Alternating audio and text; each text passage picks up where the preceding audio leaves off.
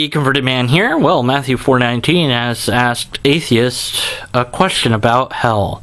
Whether or not removing the idea of hell as an internal torture and just making it an eternal death sentence would be more palpable to us. Would we find the New Testament to be less offensive or something of this nature? I see that as irrelevant. Now, certainly one less logical fallacy would be better, but there's so many logical fallacies in the New Testament that removing one is barely scratching the surface. Hell is the ultimate in ad baculum, an appeal to force, an appeal to the stick. If you don't do this, this horrible, terrible thing will happen. Rah! So you better do this. You better watch out and not cry. And I'm telling you why. 'Cause Jesus is watching and you're gonna go to hell if you don't believe. Ooh. Removing that is one logical fallacy. You still have the appeal to consequence, which Jesus made by saying, accept me or X. In other words, accept this is true or bad things happen. Now, if you remove that or bad things happen, if you don't accept me, you just die. And you don't get the reward, which is the other half of the fallacy, the appeal to the bribe. Which is just as foolish as an ad baculum, just in the other way. Well, you accept my offer, you get all this huge, wonderful, terrific, nice stuff. That's not a logically coherent reason to think that something is true, or agree with something, or go along with someone. Kill this one person for me, and I'll give you a mansion. No. Not gonna. How about I give you and your friends and your family mansions, you kill this one. Everyone has their price sort of idea there. You keep increasing the reward. I'll cure all diseases in the world, and everybody will have housing and food and water that's drinkable, and all you have to do is kill this one person. Well, dang, now it seems like killing that one person seems like a good idea.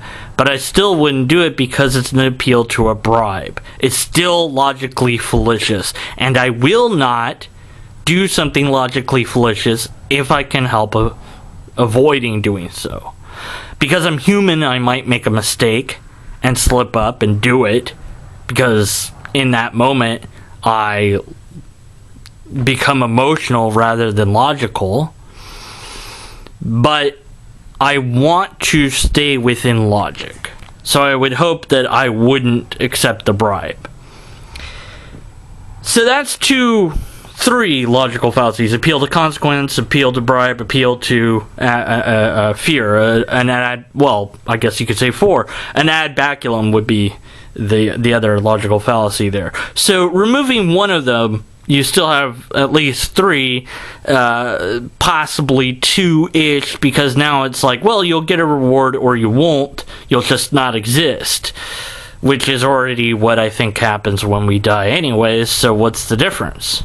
So now it's just believe in this and you'll get an awesome, wonderful reward at the end. That's still an appeal to a bribe. It's still not a logically coherent reason to believe that something is true. You've gotten rid of one fallacy, but you still have others to get rid of. As far as whether or not it's palpable, or whether I find it better or not, I find that to be irrelevant. Whether something makes me feel good or not is irrelevant to the truth. Whatever is real and true is real and true, no matter how I feel personally about it. If the world is a better place without blonde-haired people with blue eyes, and that was the truth of the matter, well, I don't like that because I like living and existing, but darn, if that was true, then I guess, oh well, so long everyone, I go off so that you can have a better life. Of course, we're talking serious scientific evidence that shows that this is true, but nonetheless, I wouldn't like the truth, but I certainly would accept it. my feelings are not relevant in regards to what is true. I'd rather have a miserable truth than a happy lie. So, no, it wouldn't make or not make the Gospels more palpable to me, because it doesn't matter to me how I feel about the Gospels. What matters to me is whether they're true or not. And I find no reason to think that they're true whatsoever.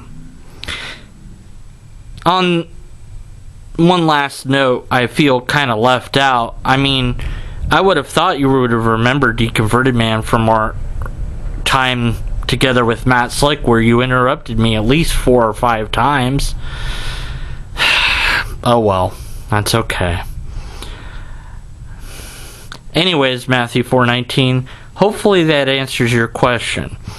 If you really want to make the Bible logically coherent as well as scientifically accurate, there's a lot you would have to get rid of. I think you'd be left with a handful of locations and a couple of kings that can be verified, and that's about it.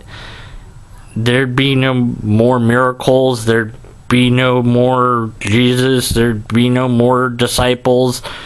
All of that would be gone. The Exodus would be gone. Every mention of camel being used as a beast of burden would be gone. There'd be a lot gone. The flood would be gone or be reduced to a localized event. Moses would be gone. Yeah, pretty much. Yeah, the whole Jonah being swallowed by a fish, that would be gone. Yeah, there wouldn't be much left if you're looking to find a way to make the Bible logically and scientifically accurate. But as far as making it something that I like, if you're trying to do that, that doesn't even matter. I mean, you could make the fluffiest, nicest sounding religion out there. In fact, I think universalism probably already has the capital on that. The idea that we're all saved, we're all going to heaven. Well, that's nice. That sounds good. I don't believe it, but it sounds terrific. You don't have to do anything. You're going to heaven. Doesn't matter what religion you believe in. Doesn't matter what sort of person you are. You're going to heaven. You'll be a better person there. You'll get... It's so much better than this pitiful existence of life. But I don't believe in any of that. This life, good and bad parts of it, are it. That's it. This is all I get. This is all you get. This is all any of us get. So cherish each and every moment. Love as much as you can, as many people as you can, as often as you can, to the best way that you can. Because these moments won't come again, and there is no better time than here and now. There's no better place than this place. This side of paradise is all there is. There isn't another side, as far as I can tell. So, Matthew4Nineteen, removing hell, which is an invention of the Catholic Church more than likely, it's just one less fallacy. You've still got a whole lot more to remove before I could consider the Gospels even remotely possible.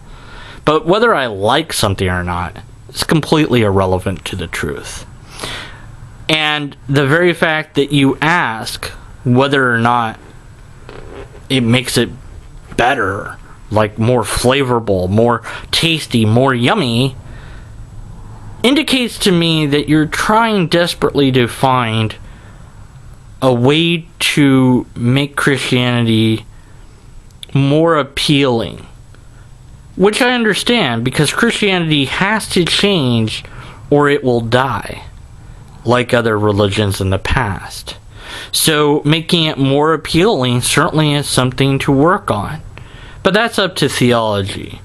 And all theology, in my perspective, is equally invalid.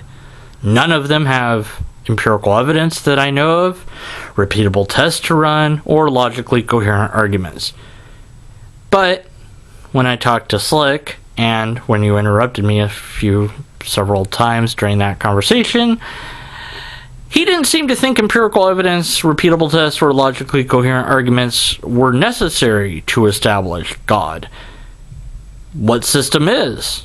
Oh, it's just become a Christian, is what he said, if I recall correctly. Perhaps not verbatim. But how can we know to become Christian if we don't have a system for identifying Christianity as being the correct thing to choose out of the multitude of other religions and ideas out there? I prefer to stick with empirical evidence, repeatable tests, and logically coherent arguments. And unless and until you have one of those three things, we must continue to be skeptical of your conclusions, which includes the Gospels.